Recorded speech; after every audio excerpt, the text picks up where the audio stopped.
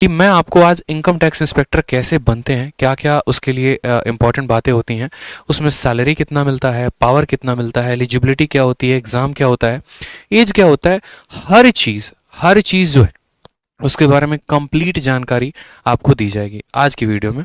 तो उसके पहले मैं चाहूँगा कि आप इस वीडियो को ज़्यादा से ज़्यादा लोगों तक शेयर कर दें अपनी ईमानदारी से। इसलिए शेयर कर दें ताकि जितने भी बच्चे हैं जो वंचित हैं, जो इसके बारे में नहीं जानते हैं, वो इसके बारे में जानें, उनके मन में एक छोटी सी अलख पैदा हो, ठीक है, कि वो जो है एक तरीके से तैयारी कर सके। हर कोई जो है इस समय बीमार है, परेशान है, दुखी है, लेकिन एक छोटा सा कोई ऐसा वीडियो मेरा उनके पास पहुंच जाए जिसकी वजह से उनके जीवन में एक माध्यम मिले, मोटिवेशन मिले और वो अपने लाइफ में तैयारी करके आगे बढ़े। ठीक है, तो आप इस कारण से मेरी वीडियो को शेयर करो, ना कि इस कारण से कि मुझे आप प्रमोट कर रहे हो। ठीक है, ये बहुत क्लियर होना चाहिए। अगर आपको वैल्यू मिल रही है तो आप दूसरों को भी वैल्यू पहुंचाने की कोशिश करो। मुझे यहाँ पर चिल्लाना नहीं आता, मुझे यहाँ पर रोना नहीं आता, मुझे बोलना नहीं आता। जो बात होती है मुद्दे की, बस मैं वो बोलता हूँ। अगर आपको अच्छा लगता है तो आप शेयर करिए हर जगह पे, ताकि सभी का भला हो सके। तो सबसे पहले बात करते हैं यहाँ पर मोस्ट लुक्रेटिव पोस्ट इन एसएससी सीजीएल कौन सा है। आप जैसे कि पीछे पैसे का बैकग्राउंड देख रहे हैं। इनकम टैक्स सुनते ही हमारे मन में जो है स्पेशल इस तरीके से पूरी भावनात्मक चित्र बन जाती है कि भैया इनकम टैक्स है यानी पैसा होगा। ठीक है, इनकम टैक्स से यानी क्या हो गया, पैसा हो गया। स्पेशली अगर हम बात करें यहाँ पर बिहार में और यूपी में, तो बिहार और यूपी में यही आइडियोलॉजी होती है। अगर आप किसी को बोलेंगे कि हम विदेश मंत्रालय यानी एमईए में हैं, तो वो आपकी शायद बात को उस तरीके से ना समझ पाए। लेकिन चूंकि अगर आप बोलते हैं भैया हम इनकम टैक्स में है, तो बस इनकम टैक्स सुनते ही अपने आप में ये शब्द काफी होता है। वो आगे ये नहीं पूछते कि तुम इनकम टैक्स इंस्पेक्टर हो या तुम टैक्स असिस्टेंट हो। इनकम टैक्स क्या हो, मतलब पैसा छाप रहा है, जरूर छाप रहा है। गाड़ी वाड़ी होगा, बंगला होगा, अकाउंट में बैलेंस होगा, लाखों करोड़ों रुपए होंगे, ये माइंड में ऐसा चित्र बन जाता है। क्यों? क्योंकि आप देख रहे हैं कि यहाँ पर ये भाई साहब जो है पूरा का पूरा नोटों का गड्ढी गिन रहे हैं। इनकम टैक्स का कुछ प्रोफाइल ही ऐसा होता है। एक एक बात को हम समझेंगे इस स्लाइड के माध्यम से। जैसे सबसे पहले बात, इनकम टैक्स है क्या। तो इनकम टैक्स एक डिपार्टमेंट है। उसमें क्या पोस्ट आपको मिलेगा सीजीएल के माध्यम से, तो आपको इनकम टैक्स इंस्पेक्टर बनने का मिलेगा। क्लैरिटी रख लेना, इनकम टैक्स इंस्पेक्टर अलग होता है, इनकम टैक्स ऑफिसर अलग होता है। आप अगर इनकम टैक्स डिपार्टमेंट में जाना चाहते हैं तो आप दो जगह से जा सकते हैं। सबसे पहले एसएससी सीजीएल का पेपर देके, और दूसरा हो गया यूपीएससी का पेपर देके। अगर आप एसएससी सीजीएल का पेपर देंगे तो आपको कौन सा पोस्ट मिलेगा, और अगर आप यूपीएससी का पेपर देंगे तो आपको कौन सा पोस्ट मिलेगा, वो मैं आगे चल के आपको बताऊंगा कि आपकी ज्वाइनिंग एसएससी से कहां पर लगेगी और यूपीएससी से आपकी ज्वाइनिंग कहां पर लगने वाली है। इसके अलावा वीडियो में दूसरे नंबर पर बात करेंगे तो पावर के बारे में बात करेंगे कि आपको कितना पावर दिया जाएगा, आपको रिपोर्ट किसको करना है, आप कहां पर रेड लगा सकते हो और आपको क्या क्या काम होगा। थर्ड नंबर पर बात करते हैं एलिजिबिलिटी की, कि अगर आप इनकम टैक्स इंस्पेक्टर बनना चाहते हैं तो आपकी एलिजिबिलिटी क्या है। ठीक है, ग्रेजुएट होना जरूरी है या 12th पास होना जरूरी है, हर उस बात को समझेंगे। वर्क प्रोफाइल के बारे में सबसे ज्यादा चर्चा होती है कि जैसे कि मैंने कहा, इनकम टैक्स सुनते ही माइंड में चित्र क्या बन जाता है, माइंड में चित्र ये बन जाता है कि अरे भैया ठीक है, इनकम टैक्स का होगा मतलब पैसा पैसा पैसा, रेड मारना है। लेकिन सारे काम रेड मारने वाले नहीं होते हैं। ठीक है, बहुत ऐसे काम होते हैं जो इनकम टैक्स डिपार्टमेंट में अलग तरीके से भी करना होता है, वो हम यहाँ के वर्क प्रोफाइल में भी समझेंगे। उसके अलावा बात करते हैं ट्रेनिंग की, और जो लास्ट है सबसे इंपॉर्टेंट है वो है सैलरी। सभी पॉइंट्स के बारे में जानेंगे। तो सबसे पहले जान लीजिए कि अगर आपको इनकम टैक्स डिपार्टमेंट में जाना है, देश की सेवा करनी है, तो आप इन दो दिए गए परीक्षाओं से जा सकते हैं। जिसमें सबसे पहला आता है एसएससी सीजीएल। मैं एसएससी की बात नहीं कर रहा, एसएससी सीजीएल की बात कर रहा हूं। यानी जो बच्चे जो ग्रेजुएट हैं, कंबाइंड ग्रेजुएट लेवल पर हैं, वो एसएससी सीजीएल के पेपर को निकालकर इनकम टैक्स डिपार्टमेंट में चयनित हो सकते हैं। और दूसरा हो गया हमारा यूपीएससी। यूपीएससी के बारे में आप बखूबी वाकिफ हैं, पेपर क्या होता है, साल में एक बार होता है। ठीक है, डिटेल में कभी यूपीएससी के बारे में भी चर्चा कर लेंगे। अब एसएससी सीजीएल के माध्यम से अगर किसी भाई को मेरे जाना है और इनकम टैक्स में सिलेक्शन लेना है, ठीक है, तो उसको क्या करना पड़ेगा, उसको ये 4 पेपर्स क्वालिफाई करने पड़ेंगे। अपने माइंड में एक बात को ढाल लो, अगर मानो कि 70,000 रुपए की तनख्वाह वाली नौकरी चाहिए, तो ऐसे नहीं है कि गए और जाकर उठा लिया। थोड़ी मेहनत करनी पड़ती है, और मुझे लगता है थोड़ी नहीं, बहुत ज्यादा मेहनत करनी पड़ती है, बहुत मशक्कत करना पड़ता है। सीजीएल में अगर सबसे ज्यादा कट ऑफ वाला कोई पोस्ट है तो वो है इनकम टैक्स इंस्पेक्टर। आप किसी भी साल का हिस्ट्री उठा के देख लो, 2013, 2014, 2015, 16, 17, 18, सबसे ज्यादा अगर किसी की कट ऑफ जाती है तो इनकम टैक्स इंस्पेक्टर की ही जाती है। आपने प्री दे दिया, आपने मेंस दे दिया, आपने डिस्क्रिप्टिव दे दिया, सभी में आपका अच्छा स्कोर है, तो उसके बाद आपको टीयर 4 देना होता है, डॉक्यूमेंट वेरिफिकेशन। कुछ बच्चे पूछ रहे हैं सर क्या इनकम टैक्स में सीपीटी की या फिर डीएसटी यानी टाइपिंग की आवश्यकता है, तो नहीं, इनकम टैक्स इंस्पेक्टर के पोस्ट के लिए आपको टाइपिंग जो है वो मैंडेटरी नहीं है।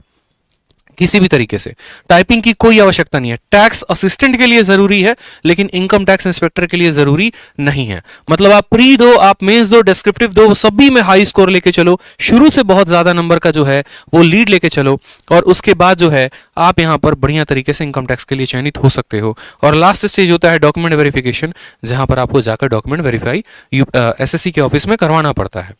इसमें कुछ बच्चों के डाउट होते हैं कि सर क्या इंटरव्यू होता है? तो नहीं भाई, इंटरव्यू नहीं होता। मोदी गवर्नमेंट जब से आई, बीजेपी गवर्नमेंट जब से आई, उसके बाद इन्होंने इंटरव्यू पोस्ट हटा दिया, क्योंकि इनकम टैक्स ग्रुप सी में आता है, ग्रुप बी में भी नहीं आता। इस बात को ध्यान रखेंगे, income tax inspector group C post है, और ग्रुप सी पोस्ट और ग्रुप बी पोस्ट के सभी से इंटरव्यू हटा दिए गए हैं। पहले क्या था कि ग्रुप बी में भी, ग्रुप सी में, सब जगह इंटरव्यू थे, लेकिन जब से मोदी गवर्नमेंट आई, उन्होंने कहा कि भैया कौन सी नौकरी दे रहे हो? अगर इनकम टैक्स इंस्पेक्टर की दे रहे हो तो इसमें इंटरव्यू की क्या जरूरत है? फालतू की घोटाले होंगे, धांधलेबाजी होंगे, उससे बढ़िया है इंटरव्यू को हटाओ। और इंटरव्यू को हटाने के बाद वो डिस्क्रिप्टिव का चयन लेकर आए कि बच्चा अगर एक अच्छा ढंग से एसएस लिखना जानता है, एक लेटर लिखना जानता है, तो जो 100 नंबर तुम इंटरव्यू में देते हो उससे बढ़िया 100 नंबर का पेपर करवा दो, बच्चा इसमें खुश हो जाएगा। जिस तरीके से जिसने नंबर लिखा होगा, पेपर लिखा होगा, वो आराम से जो है उसको नंबर दो। कल के दिन उसको लगता है कि नहीं यार मेरे नंबर कम आए, ज्यादा आए, तो कम से कम आरटीआई डालकर अपनी कॉपी तो मंगा सकता है।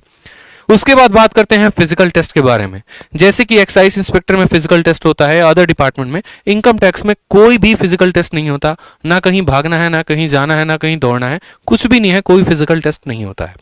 टाइपिंग की टेस्ट होती है क्या सर? नहीं सर, कोई टाइपिंग की टेस्ट नहीं होती है।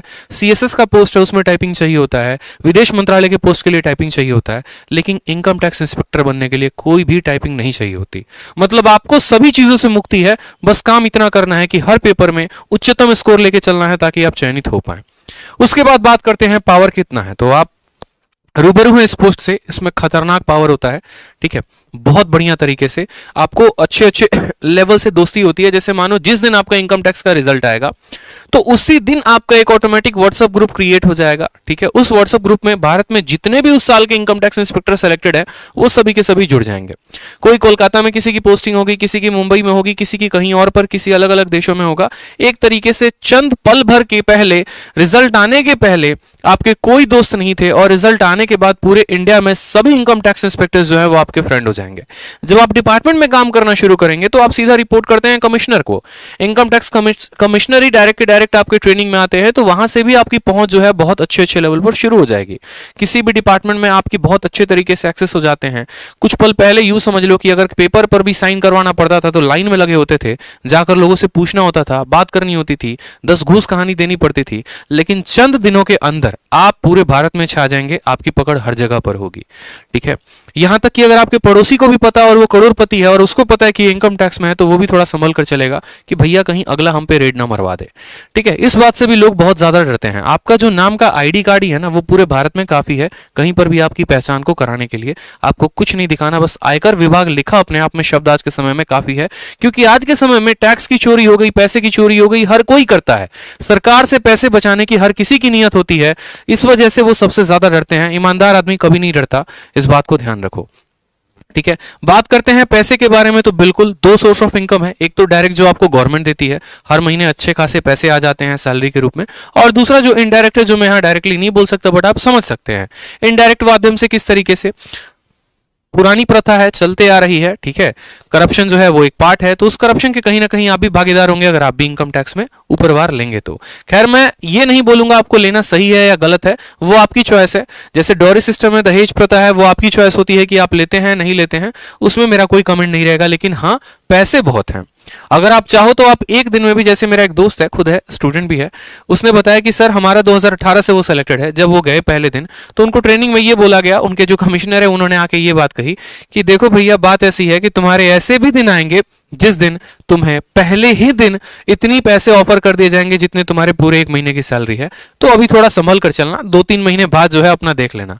यानी अपना देख लेना कहने का मतलब क्या हो गया कि मेरा दोस्त ये बोल रहा था कि वो कहना क्या चाह रहे हैं, कहना क्या ये चाह रहे हैं कि मतलब तुम्हें लेना है, या कहना ये चाह रहे हैं तुम्हें नहीं लेना है। तो ऐसा नहीं है, वो आपके ऊपर डिपेंड होता है। बट हाँ, पैसे हैं, अच्छे खासे पैसे हैं, पावर भी है, पैसा भी है, और सोशल स्टेटस समाज में बहुत ज्यादा है। अगर आप एसएससी सीजीएल में किसी भी पोस्ट में अगर आप लग रहे होते हैं तो सबसे ज्यादा पावरफुल जो पोस्ट है वो इनकम टैक्स की ही है, और उसके बाद दूसरा विदेश मंत्रालय है। ठीक है। थर्ड बात करते हैं एलिजिबिलिटी के बारे में। आप कैसे एलिजिबल होंगे दोस्त, आप इस इंस्पेक्टर पोस्ट के लिए कैसे अप्लाई कर सकते हैं, कैसे बन सकते हैं, क्या एलिजिबिलिटी होगी। हर कोई तो एलिजिबल नहीं हो सकता ना, ठीक है, कि जो मर्जी आया वो इनकम टैक्स इंस्पेक्टर के लिए अप्लाई करेगा बन जाएगा, ऐसा नहीं है। इनकम टैक्स इंस्पेक्टर बनने के लिए आपको ग्रेजुएट होना जरूरी है। किसी भी यूनिवर्सिटी से आपने ग्रेजुएशन किया है, चाहे आपने ऑनर्स किया है या बीटेक किया है, आप इनकम टैक्स इंस्पेक्टर के फॉर्म के लिए भर सकते हैं, सीजीएल का फॉर्म भर सकते हैं। और उम्र जो है वो 30 साल तक है, 30 साल के बाद आप नहीं भर सकते। कुछ अलग अलग कास्ट में जो रिलैक्सेशन होता है वो आपको मिलेगा, जैसे ओबीसी को रिलैक्सेशन मिलता है, एससी एसटी को रिलैक्सेशन मिलता है और अदर लोगों को भी। आप सभी का टारगेट जो है वो है इस वीडियो को ज्यादा से ज्यादा लोगों तक शेयर करना, क्योंकि आज जो मैं जानकारी दे रहा हूं वो एक ऐसी जानकारी है जो आपको किताबों में नहीं मिलने वाली है, जो आपको किसी दोस्त से नहीं पता चलने वाला है। अगर पता चल रहा है तो आपको हमारी वीडियो से चल रहा है, और ये बात आप भी जानते हैं। आप जितना ज्यादा शेयर करेंगे हम उतना ज्यादा एफर्ट लगाएंगे, बढ़िया से बढ़िया कंटेंट आपको बताएंगे, सही चीजों का मार्गदर्शन करेंगे ताकि आपका विजन क्लियर हो सके और जो सपना है आपका बनने का, उस सपने को आप हकीकत में बदल सको। तो आप सभी जो है हर जगह पे एक पल का अपने अंदर का हट हटाकर वीडियो को तुरंत भावनात्मक रूप से जरूर शेयर करो, हर किसी को शेयर करो, क्योंकि अगला स्टूडेंट भी आपके वीडियो के लिए वेट कर रहा है।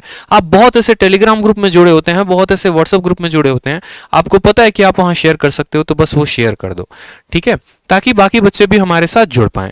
वर्क प्रोफाइल की बात करें यहां पर, तो चूंकि ये ग्रुप सी पोस्ट है, ग्रुप बी भी नहीं है, स्मिथ में नहीं रहेंगे, ग्रुप सी पोस्ट है, और यहां पर जो सैलरी है वो 4600 ग्रेड पे है। बहुत बच्चों को ये ग्रेड पे शब्द नहीं समझ में आ रहा होगा, सीधा बोलते भैया ग्रेड पे छोड़ो, हमको सैलरी बताओ कितना दोगे, 20 दोगे, 30 दोगे, 50 दोगे, 1 लाख रुपए दोगे। तो देखो गवर्नमेंट का एक टैक्सेशन सिस्टम होता है, एक पैसे देने का सिस्टम होता है, और सिस्टम में क्या होता है, जैसे एसएससी सीजीएल की बात करोगे तो आपको 2800 ग्रेड पे की जॉब है, 4200 की है, 4400 की, 4600 की, 4800 की भी है। 4400 की नहीं है, 4200, 4600, 4800 की है। 4800 डबल ए जिसके बारे में मैंने पिछली क्लास में बताया था, और 4600 में आपको ये सभी आ जाते हैं। 4600 की राइट नाउ जो अभी सैलरी चल रही है वो 70-80 के करीब में चल रही है, ठीक है, और वो शहर टू शहर भी डिपेंड होता है। अगर एक बंदा इनकम टैक्स इंस्पेक्टर लक्षद्वीप में है और दूसरा मुंबई में है, तो मुंबई वाले की सैलरी ज्यादा होगी, लक्षद्वीप वाले की कम होगी, क्योंकि जो एचआरए होता है, हाउस रेंट अलाउंस और डियरेंस अलाउंस जो होता है, वो वहां पर उस पर्सन को बैठे को ज्यादा मिलता है। 8%, 16%, 24% होता है, जो जितने महंगे शहर में उसकी सैलरी उतनी ज्यादा होती है महंगाई के कारण, ठीक है।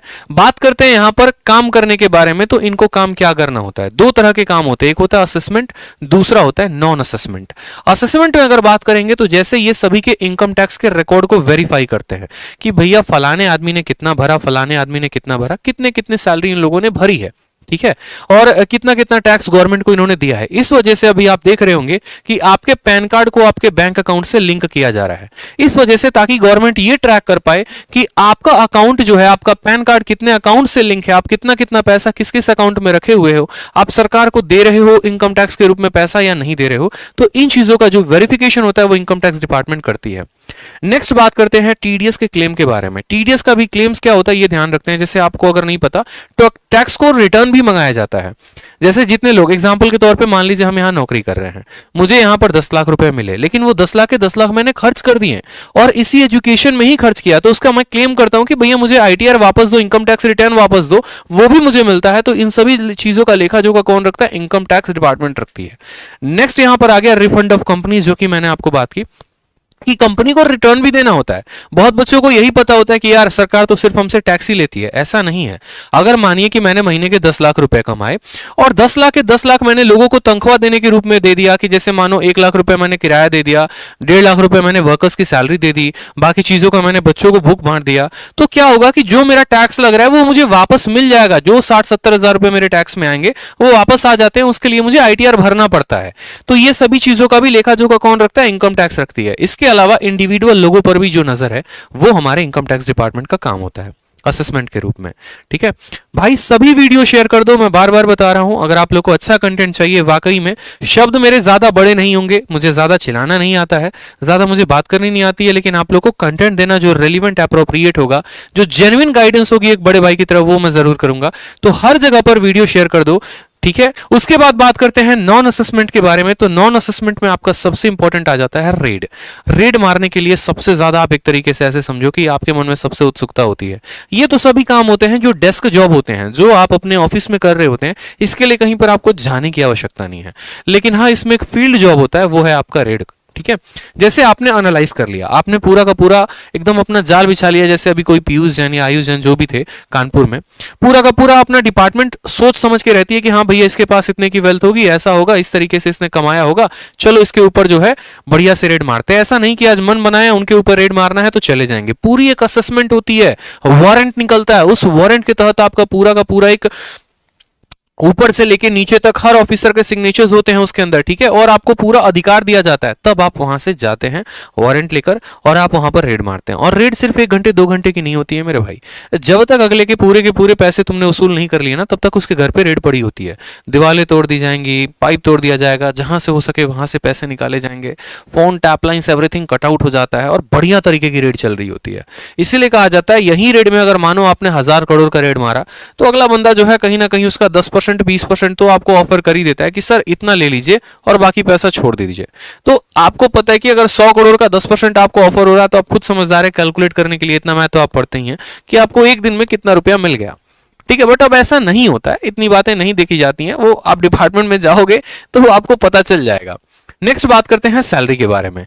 तो जो यहां पर सैलरी है वो कम से कम राइट ना वो भी 70-72 हजार से ऊपर की है, ठीक है। और यहां पर आपको एक और बात बताऊं तो पूरे सीजीएल में 2 ही पोस्ट हैं जो आपको पेट्रोल बिल देते हैं और मोबाइल बिल देते हैं। वो आपका एक हो गया इनकम टैक्स इंस्पेक्टर और एक के बारे में मैंने बता रखा है, ठीक है। पेट्रोल बिल क्यों दिया जाता है? क्योंकि अगर आप पहले की बात करोगे आज से 10-15 साल पहले तो हर किसी के पास बाइक नहीं थी, हर किसी के पास जो है वो कार नहीं थी और अलग अलग दफ्तरों में जाकर अलग अलग काम कराने होते थे, तो सरकार उस समय आपको ट्रैवलिंग का अलाउंस देती थी वो पेट्रोल बिल के नाम पे, कि आप जा रहे हैं तो महीने का आपका 30 लीटर फिक्स कर दिया गया है और 30 लीटर का आपको पैसा दिया जाएगा। तो राइट नाउ अभी 2500-2600 रुपए जो है वो सैलरी के अलावा पेट्रोल बिल पे अलग मिलते हैं। और मोबाइल डेटा भी बहुत सस्ता हो गया है, बट अभी भी मोबाइल बिल जो है आपको मिलता है और इसके अलावा आपको एचआरए भी मिलता है, यानी जो आप रहते हैं जिस शहर में आपका जो किराया आता है वो भी आपको दिया जाता है। अब जो सबसे इंपॉर्टेंट है मेरे दोस्त ना वो ये है प्रमोशन। इस बात को ध्यान रखो, हमेशा अपने माइंड में इस बात को फिट कर लो।